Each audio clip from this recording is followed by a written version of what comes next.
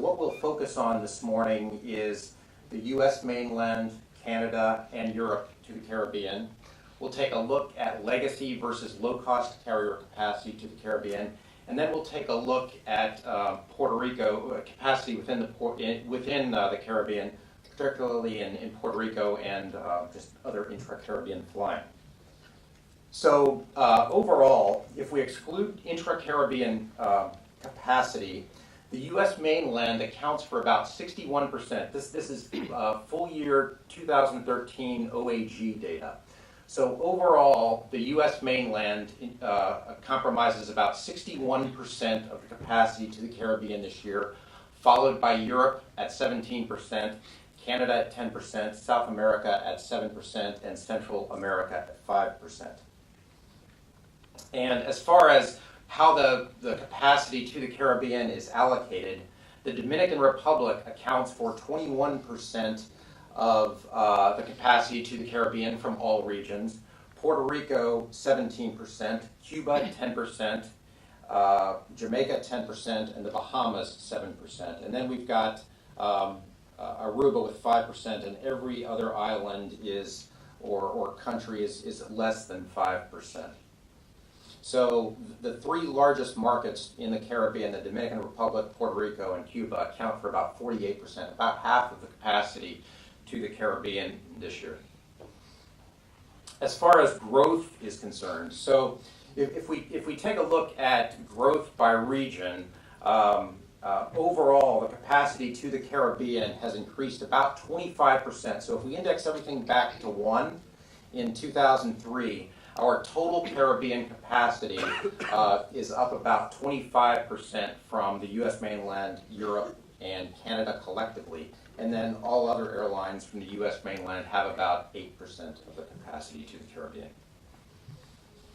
If we take a look at the number of Caribbean routes, what I did on this slide is that the green line represents the total legacy airline plus the low-cost carrier, LCC is low-cost carrier number of routes to the Caribbean. And you can see overall in 2013, there are 303 routes from the U.S. mainland to a Caribbean destination. And what you can also see on this chart, what really sticks out is the low-cost carriers. The number of routes they operate to the Caribbean is up about 468% over the last 10 years. And the mainline carriers, the legacy carriers, the number of routes they're flying to the Caribbean is down about 9%. So even though your capacity is up 30%, all of that, the number of routes is up 30%, all of that growth has come from the low-cost carriers. And the low-cost carriers being JetBlue. In this analysis, I'm defining low-cost carriers as JetBlue, Southwest Airtran, Spirit, Sun Country, and Frontier. So as far as the number of new routes by carrier, JetBlue has added 50 new routes to the Caribbean since 2003, which is followed by Southwest and Airtran at 21, Delta at 19, Frontier at 13, Spirit at 11, and Sun Country at 5. You can see that American has dropped 17 Caribbean routes overall since 2003. U.S. Airways has dropped 13 routes, and United has dropped 8 routes. If we take a look at the amount of capacity operated by legacy carriers versus the low-cost carriers, you can see that 10 years ago, the legacy carriers were providing 94% of the capacity to the Caribbean, and today they're only providing 63%, less than 2/3 of the capacity to the Caribbean, whereas in 2003, the low-cost carriers provided 6% of the capacity to the Caribbean, and today they're providing well more than 1/3 of the capacity to the Caribbean. If we take a look at legacy carrier capacity, you can see that 10 years ago, American carried or had about 62% of the capacity in the Caribbean to the U.S. mainland, but they're down to 46% today, whereas Delta has come up from 11% in 2003 up to 23% of Caribbean capacity today. And then if we take a look at the low-cost carrier capacity, you can see JetBlue is really the big dog in the Caribbean, as we all know. From 33% of the low-cost carrier capacity in 2003 up to 71% today. And you can also see that Southwest and AirTran, while they took a bit of a hiatus in between 2003 and 2007, they're now up to 19% of low-cost carrier capacity.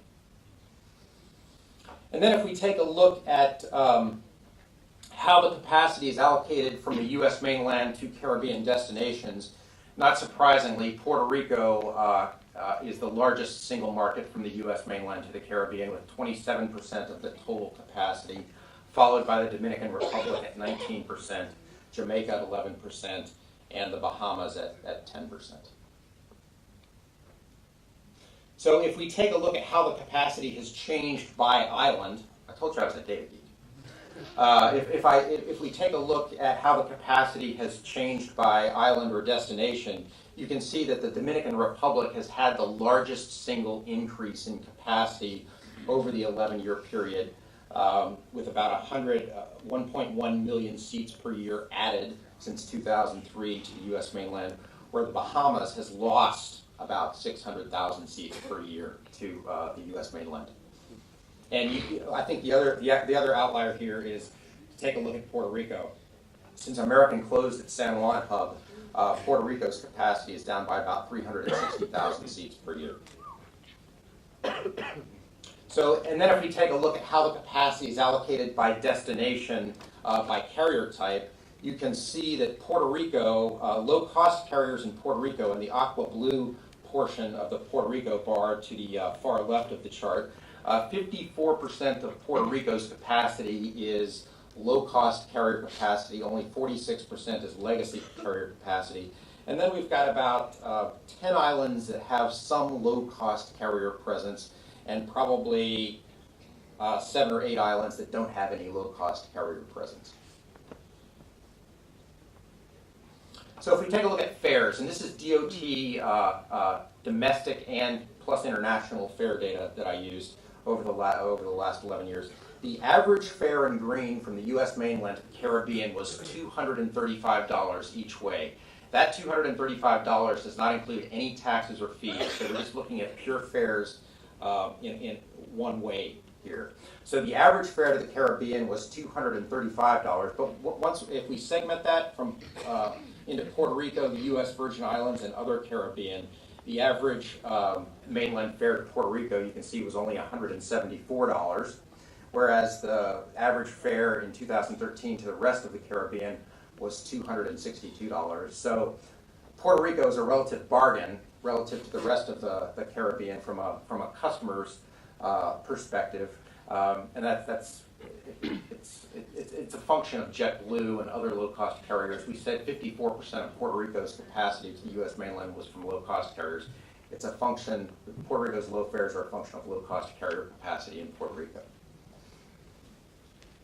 If we take a look at the average fare, and I know this is a bit of an eye chart, but if we take a look at the average fare to the Caribbean, we said the average fare to the Caribbean is highlighted there in yellow at $235. We've got Puerto Rico at the extreme left at $174, and then we've got Anguilla. Anguilla's average fare to the U.S. mainland was $581. And the reason the average is skewed so far to the left, the yellow bar is skewed so far to the left, is because Puerto Rico and the Bahamas make up a large chunk of the total overall traffic to the Caribbean. So if we take a look at Canada, if we change direction here a little bit and take a look at Canada, you can see that Canada's capacity, as I mentioned earlier, is up about 500% since 2003. The real growth story in the Caribbean, as far as traffic on a percentage basis is concerned, has been in Canada. And the single largest Canadian market to the Caribbean is Cuba. We don't have that advantage in the mainland U.S. of the ability to fly to Cuba on a scheduled basis. And then the Canadians also like the Dominican Republic. So overall, Canada to Cuba and the Dominican Republic make up about 59% of the total Canadian Caribbean capacity, followed by Jamaica, Trinidad, and the Bahamas. If we take a look at what destinations have gained the most capacity over the last 10 years, you can see Cuba has gained the most Canadian capacity, followed by the Dominican Republic and Jamaica. Haiti and Bermuda have lost capacity to Canada. And then if we take a look at Europe, Europe's capacity to the Caribbean over the last 11 years is up about 15%. And as far as capacity by destination from Europe, the Dominican Republic, Cuba, and Guadeloupe account for about 55% of the total European capacity to the Caribbean.